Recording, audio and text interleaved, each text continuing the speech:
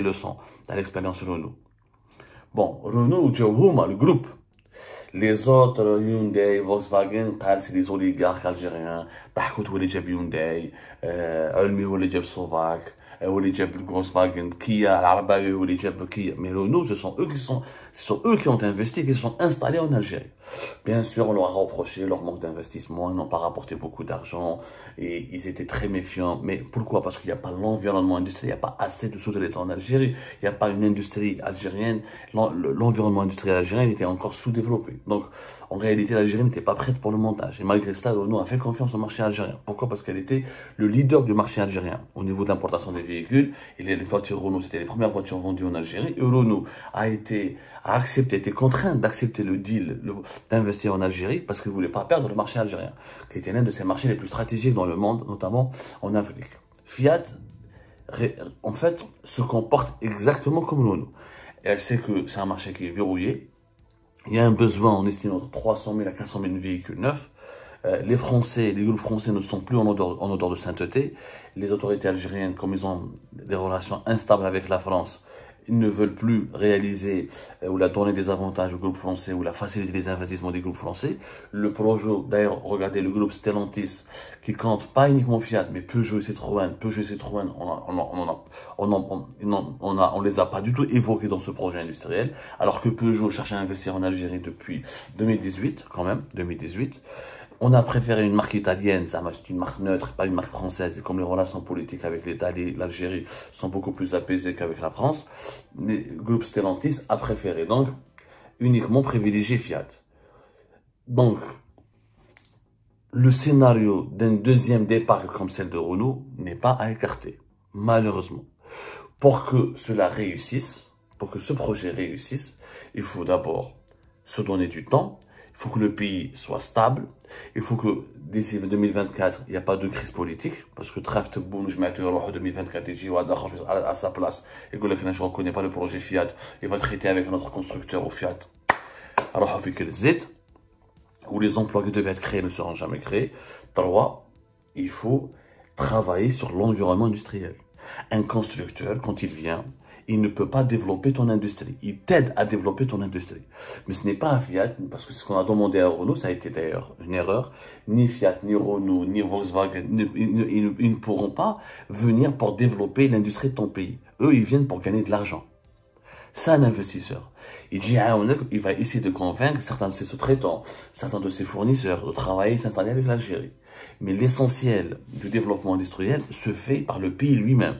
C'est-à-dire qu'il faut qu'il y ait des PME, des PMI algériennes, des universités, une main-d'œuvre qualifiée et une stabilité juridique et économique et politique pour que des entreprises algériennes ou internationales viennent investir dans la sous-traitance. C'est-à-dire la fabrication et la production des pièces pour l'industrie automobile. C'est comme ça que le Maroc a réussi. C'est comme ça que le Maroc a atteint des exportations de presque 6 milliards, voire je pense qu'ils ont dépassé ou atteint presque les 6 milliards d'euros de voitures. Et c'est pour ça que les usines Renault, Peugeot, PSA en Maroc ont réussi. Parce qu'il y a la stabilité politique, il y a l'environnement industriel qui commençait à mûrir, il y a aussi, ils se sont donné du temps. C'est une stratégie, ils sont passés par plusieurs étapes. Le problème, c'est que les trois ne sont pas encore réunis. Est-ce qu'on va les réunir maintenant parce que la réussite de Fiat en Algérie pourrait être l'élément déclencheur pour réussir d'autres investissements. Je ne fais un mot. Ce qui est inquiétant, c'est que nous avons fait avec Renault, avec Fiat, la même erreur qu'avec Renault. Rappelons que Renault, avant pour s'installer en Algérie, il avait exigé une exclusivité de 5 ans. C'est-à-dire qu'il a demandé au gouvernement algérien de n'autoriser aucune autre usine de montage au bout de 5 ans. Le gouvernement algérien à l'époque leur a donné 3 ans. De 2014 à 2017, il n'y a eu pratiquement aucune usine. Celle de Hyundai Tatahout, il a commencé à la préparer en 2016, mais ne s'était lancé réellement qu'à partir de 2017 pour respecter le deal qui a été conclu avec Renault Algérie. Est-ce qu'il y a eu un deal avec Fiat?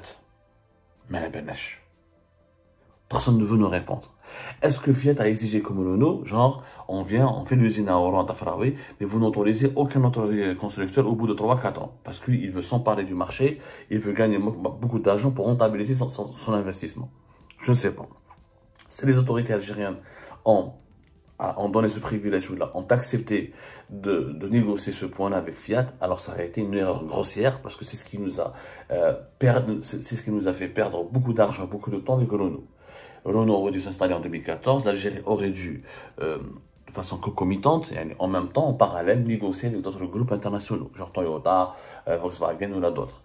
On ne peut pas offrir le monopole, on ne peut pas offrir le marché algérien, qui était, maintenant il ne l'est plus, mais qui était quand même le deuxième marché automobile après l'Afrique du Sud en Afrique, entre 2014 jusqu'à 2018, entre 2013, 2012 jusqu'à 2018, 2017. On ne peut pas l'offrir comme ça sur un plateau en argent. Ça a été une erreur. Si Fiat aura le monopole jusqu'à 2026, ça va être une erreur catastrophique. Parce que quand un constructeur, quand un investisseur, c'est une règle économique. Tout opérateur économique qui a un marché que pour lui-même, il n'aura pas de concurrence, donc il ne sera pas motivé pour réussir son projet rapidement, pour le rentabiliser rapidement et pour offrir des services et des produits de qualité. C'est la concurrence qui crée la croissance économique. C'est la concurrence qui est le moteur, la concurrence et la compétition qui sont les moteurs de la création et de la richesse, de la croissance économique. Espérons que le régime algérien, que le gouvernement algérien actuel, et dans la transparence, on a l'impression que ce sont des négociations qui se font du jour au jour. Alors, projet Renault au début, rappelons-nous, c'est pour ça que le parallèle entre Fiat et Renault est très intéressant, et beaucoup d'experts européens ont peur que Fiat se casse la gueule, se casse les dents comme Renault, parce que Renault, ça a commencé comme ça. C'était les autorités algériennes à l'époque de Bouteflika leur ont tendu les bras, leur ont ouvert toutes les portes, leur ont accordé toutes les facilités fiscales et parafiscales. Ah non, pour compléter l'investissement. À l'époque, on parlait d'un investissement de plus de 1 milliard d'euros. On commencerait par 400 et quelques, parce que 500. Renault déjà a rapporté sur la table entre 50 et 60, et ça a commencé. Ça a duré 3-4 ans. Ensuite, l'usine, elle a fermé. Renault, pourquoi ça a fermé? Et pourquoi ça n'a pas été relancé? Alors, Renault, ça a été fermé à partir de 2019-2020, lorsque les autorités algériennes ont interdit l'importation des kits d'assemblage. Les fameux SKD, CKD, SKD, c'est-à-dire les composants des voitures qu'on doit importer depuis l'étranger pour les assembler ou les faire du montage en Algérie. 2021, des négociations ont été... 2022, 2021, Renault a pu redémarrer légèrement, ensuite ça s'est arrêté. 2022, des négociations ont été lancées et ça devait recommencer, l'usine Renault devait être relancée officiellement à partir de janvier 2023. Sauf que le problème qui s'est posé, c'est que déjà Renault avait la capacité elle avait suffisamment les kits qui étaient déjà disponibles dans l'usine, c'était pour assembler 3200 véhicules. Même Renault avait demandé aux autorités algériennes des autorisations pour importer des kits depuis l'Espagne afin de procéder à l'assemblage de 17 000 véhicules. Sauf que comme l'Algérie n'a plus de relations diplomatiques avec l'Espagne, et comme l'Algérie est en brouille avec l'Espagne, et comme l'Algérie est en guerre contre l'Espagne, elle a apporté des sanctions économiques à l'Espagne, les autorités algériennes ont demandé à Renault d'aller importer leurs kits d'un autre pays. D'ailleurs, on ne traite pas avec les Espagnols à cause depuis la crise de juin 2022 qui est intervenue à la suite de l'alignement du gouvernement espagnol de Pedro Sanchez sur la position marocaine dans le conflit du Sahara occidental à la fin du mois de mars 2022. Mai-juin, les relations se sont tendues. Et à partir d'avril, mai, juin, officiellement, juin 2022, rappelez-vous, l'Algérie a suspendu son traité d'amitié avec l'Espagne et des sanctions économiques ont été décidées par les autorités algériennes, ce qui a causé des pertes économiques aux entreprises espagnoles estimées à quelques centaines de millions d'euros, mais ce qui a malheureusement éloigné les deux pays et la coopération de l'Algérie et l'Espagne, au-delà des relations, des échanges économiques, elle est réduite au strict minimum. Du coup, elle a été empêchée d'importer des kits d'assemblage depuis l'Espagne. Il fallait qu'elle les ramène depuis le Brésil. Sauf que pour ramener des kits des kits d'assemblage de voitures, ou les kits SKD, CKD depuis le Brésil, ça aurait coûté très cher. C'est très loin, c'est géographiquement éloigné, et ça ne correspondait pas aux besoins de l'usine de Renault. Du coup, l'usine de Renault, elle n'a pas redémarré. Mois de février 2023, ils ont décidé de faire un coup d'arrêt en attendant de renégocier notre accord avec les autorités algériennes.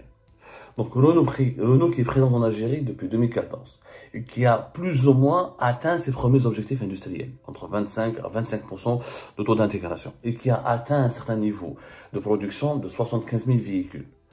Ils ont échoué, alors qu'ils avaient exactement les mêmes aides, les mêmes facilités, le même soutien,